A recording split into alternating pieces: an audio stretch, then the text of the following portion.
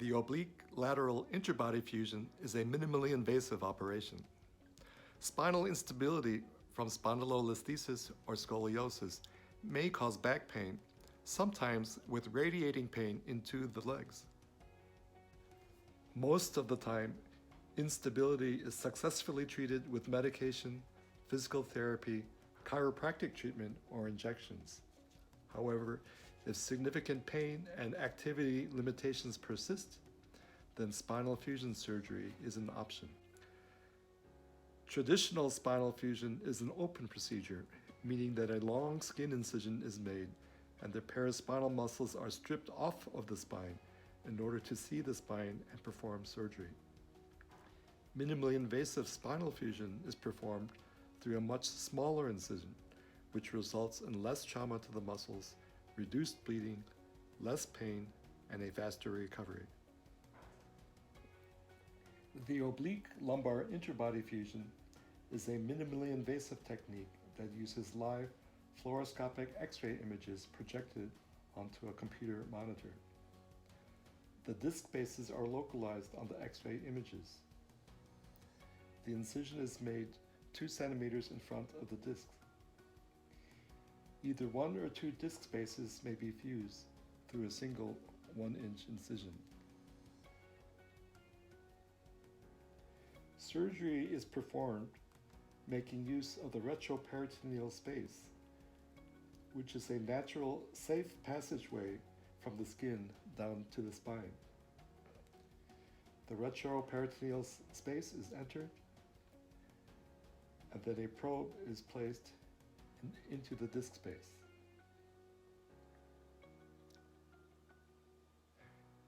Progressively larger tubes are then placed in order to gently create a space between the muscle fibers of the abdominal wall. None of the muscles are cut.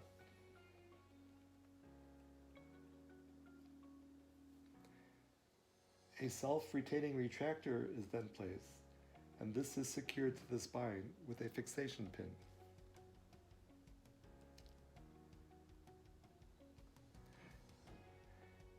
After the dilating tubes are removed, fiber optic light sources allow an excellent view of the spine.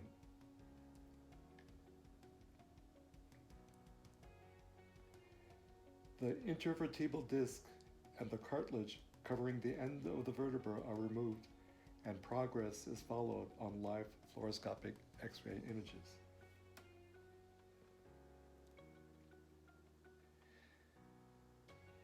The annulus fibrosus on the opposite side of the disc is divided in order to allow the disc base to expand.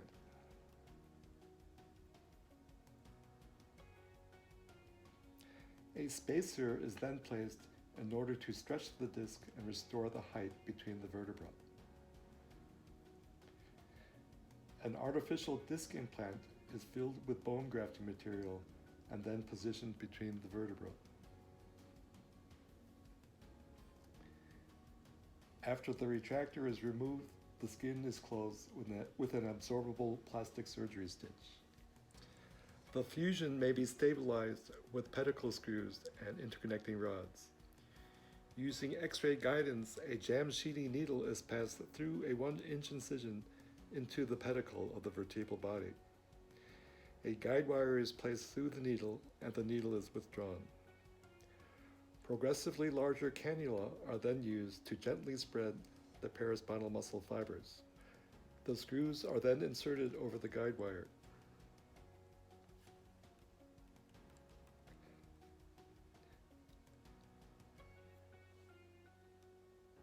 The screw assemblies are then attached to a sextant device, which is used to place an interconnecting rod between the screw heads. Set screws tighten each screw to the rod. The sextant device is removed and the skin incisions are then sutured. These are X-rays of an active 76-year-old gentleman. Every year, he and his son would ski in Park City for the entire month of February, while his wife visited with their daughter-in-law and grandchildren. His X-rays revealed instability between the second and third vertebra, with the second vertebra shifted backwards on the third, and with the L23 disc base collapsed on the left side. The L23 disc was pushed backwards, compressing the nerve and causing pain. Initially, his pain improved with anti-inflammatory medication, physical therapy, and epidural steroid injections, and he was able to ski for another winter. The next year, his pain returned, and so he elected to proceed with surgery. He underwent a minimally invasive oblique lateral interbody fusion with percutaneous pedicle screw instrumentation. At 4 months after surgery, he was back in Park City skiing with his son.